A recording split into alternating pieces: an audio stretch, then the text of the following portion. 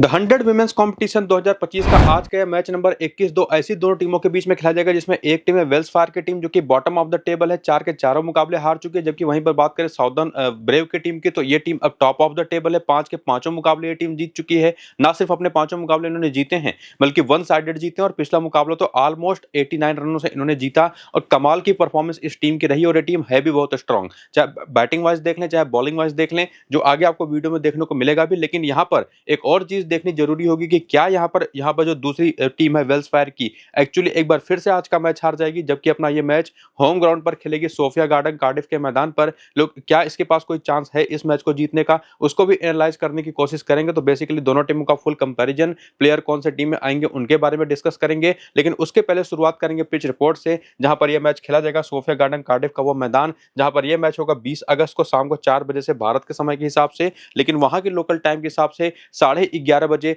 सुबह या दोपहर, जो भी आप कह सकते हैं कि यहाँ पर मैच स्टार्ट होगा। और उस टाइम पर जब यह मैच स्टार्ट होने वाला होगा, तो एक्सपेक्टेड है जो प्रेडिक्शंस यहाँ पर आई है, फोरकास्ट यहाँ पर जो हुआ है वेदर का, उसके बारे में अगर हम बात करें तो फोरकास्ट है कि high possibility of dark clouds यहाँ पर मैदान पर बने रह सकते हैं। बारिश की कोई संभावना है नहीं, लेकिन आसमान पर बादल हो सकते हैं। और पिच जो है वो थोड़ी सी स्टिकी इन नेचर है, मतलब गेंद यहाँ पर फंस करके बल्ले पर आती है। और इसी वजह से इस तरीके का पिच का नेचर और इस तरीके के जो आसमान पर बादल होने की संभावनाएं हैं, जिसमें एक तो चीज बताती है जो पिच का नेचर है स्टिकी वाला, कि वहां पर कोई भी टीम सेकंड बैटिंग करना नहीं चाहेगी। लेकिन जो आसमान पर बादल है वो निश्चित तौर पर काफी हद तक श्योर करने की कोशिश करेंगे कि कोई भी टीम सेकंड बैटिंग करने चली भी जाए। लेकिन वेदर यहां पर उतना बड़ा रोल प्ले नहीं करता, ये भी बात आपको ध्यान में रखनी होगी। क्योंकि अगर आप अभी तक के दो मुकाबले जो इस सीजन के खेले गए हैं उसको अगर आप देखें, तो यहां पर जो पहला मैच हुआ था 9 अगस्त 2025 को, ये भी डे मैच ही था। आज का भी मैच डे ही मैच होगा। इवन जो दूसरा मैच खेला गया था 13 अगस्त को, वो भी डे मैच ही था। तो दोनों दिन के जो मुकाबले खेले गए उसमें हमने क्या देखा,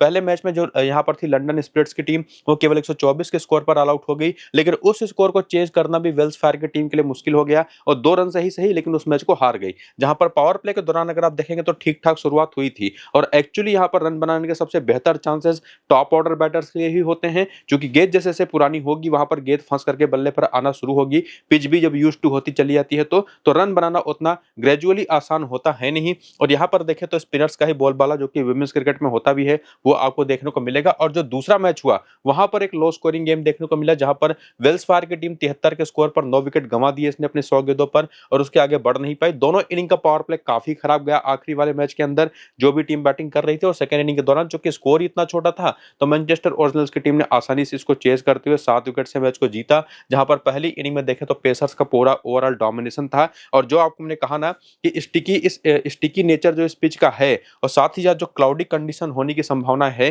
तो आसमान पर बादल अगर आ गए निश्चित तौर पर, तो यहां पर कोई भी टीम पहले फील्डिंग भी करने जा सकती है, वरना कोई भी टीम बैटिंग पहला करना पसंद यहां पर करेगी। सब कुछ वेदर पर डिपेंड करेगा। इसके अलावा 4 और मैचेस के स्कोर कार्ड अगर आप देखना चाहें तो देख सकते हैं, जिसमें कुछ T20 विमेंस T20 ब्लास्ट के आंकड़े हैं। ये पिछले सीजन का जो 100 मैच हुआ था उसका आंकड़ा है। लेकिन साथ ही साथ ये भी देखें तो पिछले 6 मैच में 3 बार पहले बैटिंग करने वाली टीम, 3 बार बैटिंग सेकंड करने वाली टीम जीती है। सब कुछ वेदर पर डिपेंड करता है। बाकी स्पिन को 32 और पेस को 34 विकेटें, और ये नंबर्स जो है ना, पेस के 34 विकेटें विमेंस क्रिकेट में ऐसा कम ही होता है कि स्पिनर से ज्यादा विकेटें या आसपास की भी विकेटें पेसर्स लेकर के जाएं। और अगर ऐसा होता है तो निश्चित तौर पर पिच के ऊपर तेज गेंदबाजों के लिए भी कुछ ना कुछ है। ये बात आप श्योर शॉट समझ करके चलिए। और उसमें भी जब सामने एक की टीम साउदर्न ब्रेव की टीम हो, जिनका पेस अटैक बहुत अच्छा है, तब तो निश्चित तौर पर यह और भी बढ़िया गेम होता दिखाई पड़ रहा है। तो जो आपको मैंने वेदर के रिगार्डिंग कुछ चीजें बताई, उसका जो फाइनल अपडेट होगा टॉस के बाद, वो आपको मैं टेलीग्राम और व्हाट्सएप चैनल पर दे दूंगा। ये बता दूंगा कि टॉस के बाद होने वाला क्या है, और फाइनल टीम हमारी जो स्मॉल लीग की बनेगी वो भी टेलीग्राम और व्हाट्सएप पर दे दूंगा। तो दोनों को जाकर के ज्वाइन करिए। लिंक आपको इसी वीडियो के डिस्क्रिप्शन में और कमेंट बॉक्स में जो पिन किया हुआ कमेंट है वहां पर देखने को मिल जाएगा। तो जल्दी से जाकर के लिंक्स को क्लिक करके टेलीग्राम और व्हाट्सएप को ज्वाइन कर लीजिए। और फिलहाल बात करते हैं आइए प्लेइंग 11 और बैटिंग ऑर्डर की। वेल्स फार्गो की टीम जो दिखने में तो काफी अच्छी है, इसमें आप सोफिया डंकलिया, हेली मैथ्यूज है, टेमी बेमोंट है, जॉर्जिया एल्विस है, जेस जोनासन है, सारा ब्राइस है। और नीचे अगर आप बॉलिंग में देखें तो सबनीम इस्माइल जैसी बॉलर है। लेकिन ये टीम अपने चारों मुकाबले हार चुकी है। तो बैटिंग ऑर्डर के साथ साथ जो बॉलिंग इनका ऑप्शंस हैं, जिसमें देखें जॉर्जिया डेविस और जॉर्जिया एल्विस, इन दोनों ने एक एक ओवर पिछले मैच में किए। हेली मैथ्यूज आपको पूरे 4 ओवर करके देंगे, केटी लेविक पूरे 4 ओवर करके देंगे, सबनीम इस्माइल और फ्रेया डेविस आपको पूरे 4 ओवर करके देंगे। तो बेसिकली ये इनकी 4 मेन बॉलर्स हैं, जिसमें जेस जोनासन का भी एक नाम है, बहुत बड़ी बॉलर है निश्चित तौर पर। लेकिन पिछले कुछ 1-2 सालों में देखने को मिला है कि इनसे वो बॉलिंग अब देखने को नहीं मिलती, इसी वजह से ऑस्ट्रेलियन टीम से बाहर भी हुई है। तो ये इनकी जो मेन बॉलिंग अटैक है। बाकी ये जो बेंच है, इसको देखने के बाद आगे अगर आप बढ़ें, करियर के आंकड़े देखना चाहें तो वो भी देख सकते हैं, जो कि 100 फॉर्मेट के ही हैं इन सभी विमेंस क्रिकेटर्स के, जो कि इस सीजन के स्टार्ट होने के पहले के हैं। तो एक काम क्या करिएगा, अगर आपको ये करियर के आंकड़े देखने हैं तो वीडियो को यहीं पर रोक लीजिए, स्क्रीनशॉट ले लीजिए और इस आंकड़ों को देखना चाहिए तो देख लीजिएगा। हालांकि चूंकि 4 मुकाबले हो चुके हैं तो हम शुरुआत वहीं से करेंगे मेनली, जहां पर रिसेंट फॉर्म हम देखेंगे। तो 4 मैचेस जबकि ये टीम खेल चुकी है और उन चारों मैचेस में प्लेयर्स की क्या परफॉर्मेंस निकल करके आई उसको अगर आप देखें तो सोफिया डंकली ने निश्चित तौर पर जो 4 मुकाबले खेले उसमें 2 अच्छी इनिंग्स खेली है और दिखाया है कि फॉर्म में तो है, इसके पहले भी ये फॉर्म में रही थी। इसके साथ साथ हेली मैथ्यूज की बात करें तो ये उस लेवल की प्लेयर है ना कि इनको आप ड्रॉप कर ही नहीं सकते, बेसिकली बल्ले से नहीं तो गेंद से तो इतनी बढ़िया परफॉर्म करके दे देंगी कि जो कि आपको कैप्टन मटेरियल के तौर पर सबसे बेस्ट ऑप्शन के तौर पर मिल जाएंगी। बाकी टैमी बेमॉन्ट की बात करें तो इन्होंने पहला मैच तो अच्छा खेला, अगले 3 मैचेस में कुछ खास कमाल कर नहीं पाई। हालांकि जब विकेट कीपिंग सेक्शन में अगर आप जाएंगे ना तो बेस्ट ऑप्शन यही आपको मिलेंगी, तो टैमी बेमॉन्ट को भी अपनी टीम में आपको रखना ही होगा। बाकी जो ऑप्शन है विकेट कीपिंग सेक्शन में ना वो इतनी बेहतर है नहीं कि उनको आप स्मॉल लीग की टीम में लेके जाएं, इवन ग्रैंड लीग के लिए भी वो बेहतर नहीं है। तो टैमी बेमॉन्ट ही one of the best option है विकेट कीपिंग सेक्शन में, जो कि निश्चित तौर पर परफॉर्मेंस तो वो आई नहीं है लेकिन आपकी टीम में जरूर होंगी। इसके बाद आती है जॉर्जिया एल्विस, जो बॉलिंग निश्चित तौर पर हर मैच में नहीं कर रही है। अभी तक के 4 मैचेस में से 2 ही मैच में बॉलिंग इन्होंने की है, बल्ले से भी अगर आप देखें तो कुछ खास परफॉर्मेंस आई नहीं है। वहीं पर बात करें जॉश जॉनसन की तो ये भी अभी तक के चारों मुकाबले में केवल 2 विकेट ले पाई है, बल्ले से 1, 29, 20 और 4 अंक की पारी रही है। और रिसेंट टाइम पर जैसे इनकी बॉलिंग हमने देखी है, बॉलिंग से ज्यादा आप इनकी बैटिंग पर भरोसा कर सकते हैं। लेकिन उसी में जैसे मैंने आपको कहा कि बॉलिंग चूंकि जॉर्जिया एल्विस से तो कम से कम ज्यादा ओवर से करेंगी अगर बहुत खराब दिन ना गया, तो उसको ध्यान में रखते हुए यहाँ पर मेरे हिसाब से जॉश जॉनसन ज्यादा बेटर पिक है, जिनको आप सीधे लेकर के जा सकते हैं। इसके बाद जो नीचे के 3 ऑप्शन है, इसमें सारा ब्राइस का भी एक नाम है जो विकेट कीपिंग सेक्शन में आपको दिखाई पड़ेंगी। लेकिन इन तीनों को आपको मैं हाईली कहूंगा सीधे सीधे के सीधे टीम से अपने आपको इनको कंसीडर भी करने की जरूरत नहीं है कि स्मॉल लीग में लेकर जाए या ना जाए, सीधे ड्रॉप करिए। लेकिन उसके बाद की जो 3 ऑप्शन है, फ्रेया डेविस, सबनी इस्माइल और केटी विक, इनके अगर आप आंकड़े देखें तो केटी की 4 मैच में 4 विकेटें हैं, सबनी इस्माइल के 3 मैच में 3 विकेटें हैं, फ्रेया डेविस की भी 5 विकेटें हैं 3 मैचेस में। तो एक चीज देखने को मिली है कि सबसे बेहतर परफॉर्मर कोई कंसिस्टेंट रहा है तो वह रही है फ्रेया डेविस। हालांकि सबनी इस्माइल ने भी लास्ट मैच में 2 विकेट लिया, केटी लेविक ने भी बीच में एक मैच में 3 विकेट लिया, फिर पिछले मैच में 1 विकेट लिया। तो इन तीनों में से एक्चुअली किसको लेके जा सकते हैं, अगर आप श्योर शॉट देखें तो ये भी एक बात पक्की है कि तीनों की तीनों आपको पूरे 4-4 ओवर करके देंगी, पावर प्ले और डेथ ओवर मिला करके बॉलिंग करती देंगी। तो निश्चित तौर पर एक चीज आपको वही ध्यान में रखना है कि कौन सी बॉलर ज्यादा कंसिस्टेंट है, उसकी बेसिस पर सबसे सेफेस्ट ऑप्शन कोई है तो फ्रेया डेविस है। लेकिन अगर आप सिलेक्शन परसेंटेज बचाएंगे तो सबसे सेफ ऑप्शन वहां पर होगी निश्चित तौर पर सबनी इस्माइल, सेकंड बेस्ट ऑप्शन यहां पर आपके लिए रहेंगे फ्रेया डेविस, और निश्चित तौर पर सबसे रिस्की ऑप्शन जो इन तीनों में से होगा तो वो केटी लेविक का होगा, जिनको आप ट्राई करेंगे तो थोड़ा सा रिस्क वाला फैक्टर इन्वॉल्व हो जाता है। और इन तीनों में से ना जैसी सामने की टीम है, आप निश्चित तौर पर 1 या मैक्सिमम से मैक्सिमम 2, और वो भी तब जब आप वेल्स फार्गो को एज दे रहे हो कि इस मैच में ये जीतेगी, जो कि देखने में मिल तो नहीं रहा फिलहाल। तो इनमें से किसी एक को ही आपको या तो पिक करना पड़ेगा या तो किसी को ड्रॉप करना पड़ेगा, सोफिया डंकली या जॉश जॉनसन को। अगर आप ये कर पा रहे हैं तो निश्चित तौर पर 2 बॉलर लेकर के जाइए। मेरे हिसाब से सबनी इस्माइल और फ्रेया डेविस दोनों बेस्ट ऑप्शन होंगी, तब आपको सोफिया डंकली को ड्रॉप कर देना चाहिए। ये अगर आप कर पा रहे हैं तो करिए 2 बॉलर ले जाकर, लेकिन 5 से ज्यादा प्लेयर इस टीम की तरफ से बनता नहीं। इसके बाद हेड टू हेड के आंकड़े अगर आप देखें तो यहाँ से भी कुछ क्लैरिटी आपको मिलेगी, जहां पर आप देखेंगे कि सोफिया डंकली के 3 मैच में केवल 57 रन है, लेकिन उसी में एक हाफ सेंचुरी भी है। बाकी हेली मैथ्यूज के 6 मैच में 172 रन है, 65 का हाईएस्ट स्कोर है, शानदार 12 विकेटें भी हैं। टेमी बेमॉन्ट के भी 6 मैच में 172 रन है, 59 का हाईएस्ट स्कोर है और ऑलमोस्ट 30 के आसपास का बैटिंग एवरेज है। इसके बाद आते हैं जॉर्जिया एल्विस, तो 4 मैच 44 रन है, 2 विकेटें हैं। लेकिन जॉश जॉनसन के 2 मैच में 13 रन है, 5 विकेटें हैं। और आगे बढ़ते जाए तो अगर आप देखेंगे तो जॉर्जिया डेविस के भी 3 मैच में 3 विकेटें हैं। लेकिन एक चीज आप कंप्लीटली देख चुके हैं पीछे कि जॉर्जिया डेविस को उतने ओवर अब मिल नहीं रहे।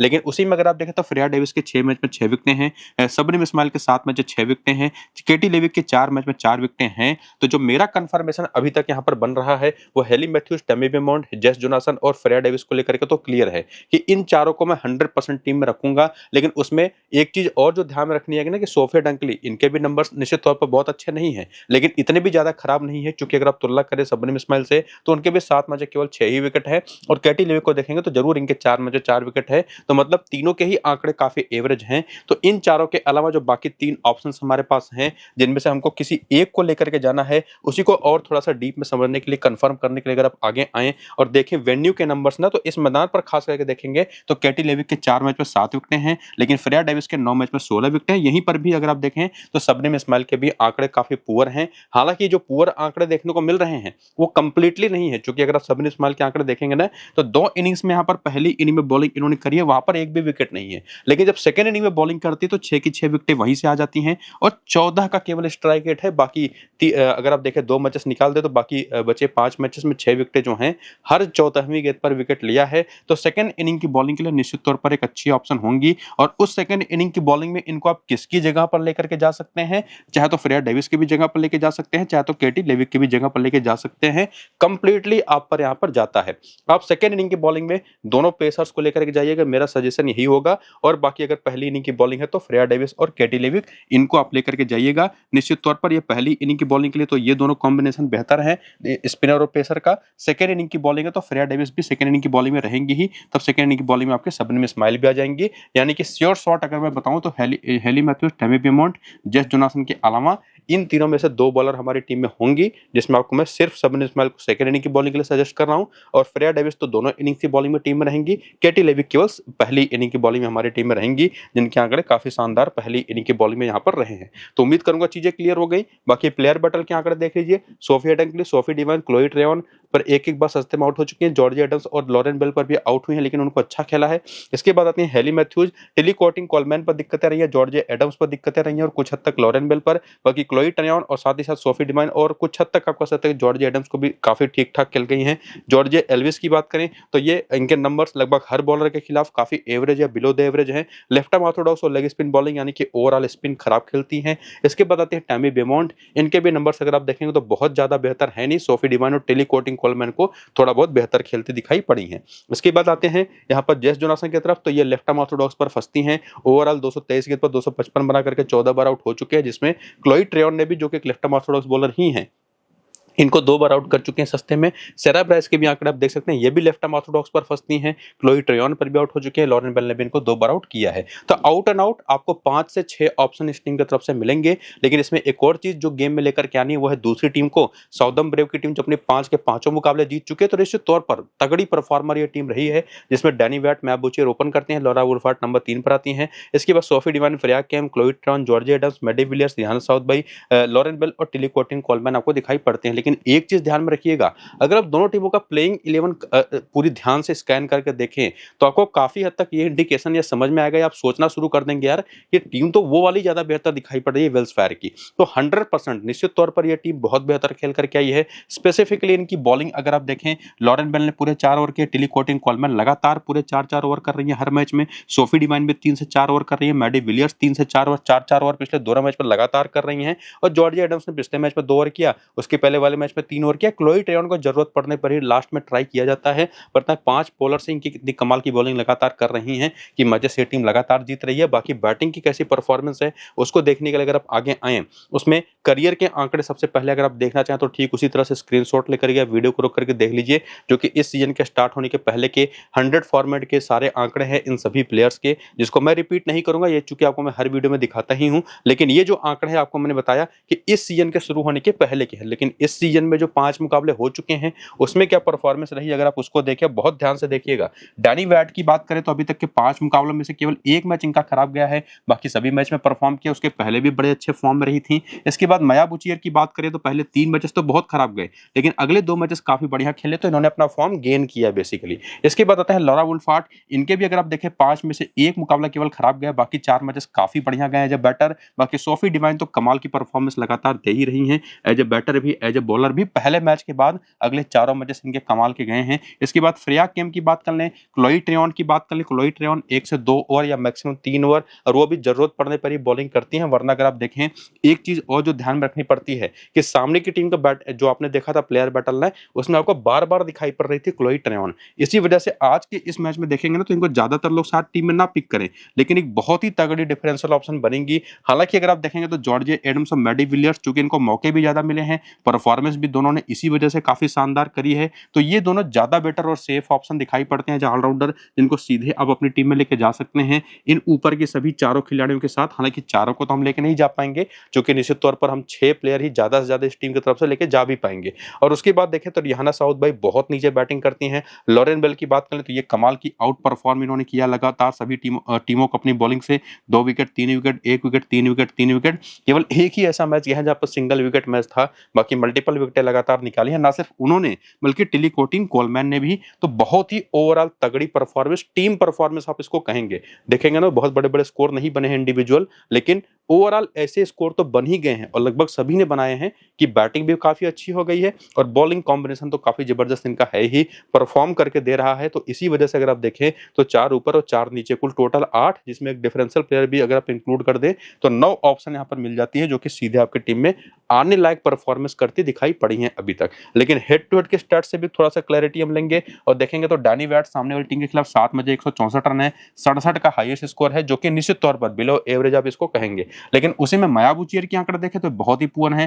तो ये मेरी टीम में तो फिलहाल आती बन नहीं पा रही। लॉरा वुल्फार्ड के 3 मैचों 79 रन है, ये भी एवरेज स्कोर ही आप इसको कहेंगे। सोफी डिवाइन चूंकि एक ऑलराउंडर के तौर पर देखिए इनको हम ड्रॉप कर ही नहीं सकते, 3 मैच 101 रन है, एक ही विकेट है, लेकिन जो रोल इनका है फिलहाल इस सीजन में और लॉर्ड्स के मैदान पर जहां पर ये मैच होगा सोफिया गार्डन कार्डिफ में, स्टिकीनेस जो विकेट का नेचर है वहां पर ये काफी काम आएंगी। और उसी में देखें तो क्लोई ट्रॉन के भी 5 मैच 83 रन है, 2 ही विकेट हैं, लेकिन उसी में देखेंगे तो जॉर्ज एडम्स के 5 मैच 88 रन है, 5 विकेटें सीधे टीम में आती हैं। लॉरेन बेल 6 मैच 5 विकेट है, 2 मैच पे 1 विकेट है यहाँ पर टेली कोलमैन के। तो हेड टू हेड के नंबर्स की बेसिस पर अगर आप जाएं तो निश्चित तौर पर बहुत ज्यादा आउट परफॉर्म तो इन लोगों ने नहीं किया कभी भी, जब भी ये सामने टीम यानी कि वेल्स फार्गो की टीम के खिलाफ खेलती हैं। तो यही एक इंटरेस्टिंग चीज आता है कि क्या आज वेल्स फार्गो की टीम वापसी करके मैच को जीत जाएगी। इसके बारे में अभी आपको मैं प्रेडिक्शन करके दूंगा आखिर में, लेकिन उसी में वेन्यू का भी आंकड़ा इंक्लूड करें ना, तो इस बना पर तो आंकड़े डैनी वैट के भी काफी खराब हैं, मया बुचियर के भी बहुत ही खराब हैं। लॉरा वुल्फार्ड जरूर यहाँ पर एक मैच में 41 रन बना करके बेहतर करते दिखाई पड़ी हैं।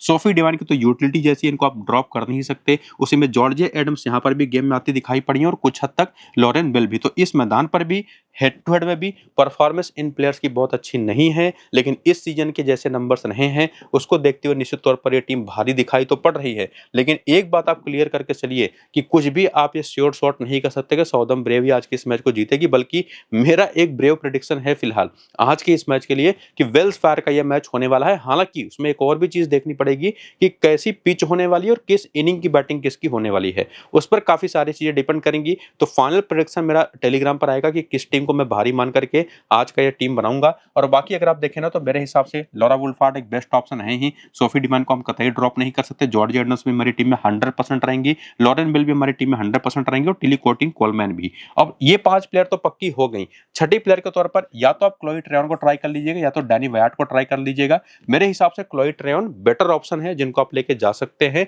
या बहुत ज्यादा रिस्क ले सकते हैं तो मैं बुचियर को लेकर के जाइएगा। तो 6 प्लेयर तो इस टीम की तरफ से हमारी पक्की है, 5 प्लेयर वेल्स फार्गो की तरफ से पक्की हैं, और वो उसी वजह से चूंकि इस टीम के प्लेयरों ने परफॉर्मेंस ज्यादा बेहतर करके दिया है। लेकिन उसमें किस इनिंग की बैटिंग बॉलिंग होगी उस पर भी काफी सारी चीजें डिपेंड करेंगे, क्योंकि मुझे लग रहा है कि आज वेल्स फार्गो की टीम जीतने वाली है। और उसके बाद आकर के प्लेयर बैटल के आंकड़े देखें तो डैनी वैट जॉर्जिया डेविस पर 2 बार फंसी हैं, और बाकी फ्रेया डेविस को, जेस जोनासन को और कुछ हद तक केटी लेवी को भी काफी बेहतर खेला है। सबरिन इस्माइल और हेली मैथ्यूज पर इनको दिक्कतें हुई हैं। मया बुचियर को देखेंगे तो ये लेग स्पिन पर फंसती हैं, बाकी इनके नंबर्स किसी भी बॉलर के खिलाफ अच्छे नहीं है। सोफी डिवाइन को देखेंगे तो इनके आंकड़े काफी शानदार है लगभग हर एक बॉलर के खिलाफ। वहीं पर लॉरा वुल्फार्ड के नंबर्स भी अगर आप देखें तो केवल हेली मैथ्यूज पर थोड़ी सी दिक्कतों में आई हैं, बाकी लोगों पर ज्यादा दिक्कत इनको हुई नहीं है। और उसी में फ्रेया केम्प है, रियाना साउथ भाई है, क्लोई ट्रेयन है, इनके भी प्लेयर बैटल के आंकड़े आप यहाँ पर देख सकते हैं। और कम से कम ये बात समझने के बाद कि ओवरऑल परफॉर्मेंस तो साउदर्न ब्रेव की काफी कमाल है, तो उस वजह से वो टीम बेहतरीन दिखाई पड़ रही है। लेकिन दोनों टीमों के नामों को कंपेयर करें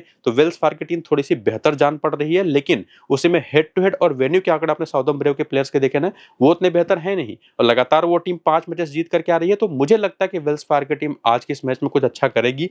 बाकी टॉस काफ़ी बड़ी भूमिका निभाएगा और जब अपनी फैंटेसी टीम जिसमें आपने साउदर्न ब्रेव की 6 प्लेयर, वेल्स फार्गो के 5 प्लेयर ले लिए, उनको पिक करने के बाद देखेंगे तो हेली मैथ्यू जो सोफी डिवन सबसे फेवरेट और कॉमन कप्तान है, उस कप्तान की ऑप्शन आपको दिखेंगी, जिसमें जेस जोनासन, डैनी वैट और सोफिया डंगली को आप रोटेट करके ग्रैंड लीग की टीमों में कप्तान वाइस कप्तान बना सकते हैं। बाकी अभी के लिए ये टीम बना करके सेव कर लीजिए स्मॉल लीग के लिए। फाइनल टीम आपको मैं टेलीग्राम और व्हाट्सएप पर दे ही दूंगा और बाकी कौन-कौन से प्लेयर पिक करनी है वो आपको मैंने पीछे बताया, जिसमें 1-2 कन्फ्यूजन जो थे ना उसको दूर करने के लिए ये आपको मैंने फाइनल टीम दे दी है और बाकी जो स्मॉल लीग की अभी के लिए प्री टॉस टीम दे दी है। फाइनल टीम जो होगी वो आपको मैं टेलीग्राम और व्हाट्सएप पर वेदर अपडेट के साथ बताऊंगा, तो लिंक आपको डिस्क्रिप्शन में और पिन कमेंट में मिल जाएगा, जाकर के क्लिक करिए, टेलीग्राम और व्हाट्सएप चैनल को ज्वाइन करिए और एक्टिव रहिए कि निश्चित तौर पर एक्टिव रहेंगे तो आपको फाइनल टीम तो मिलेगी ही, वेदर के बारे में भी पता चल जाएगा और फाइनली ये पता चल जाएगा कि किस टीम का आज का मैच होने वाला है। इस वीडियो को फिलहाल यहीं पर करेंगे खत्म, चलते हैं, नमस्कार।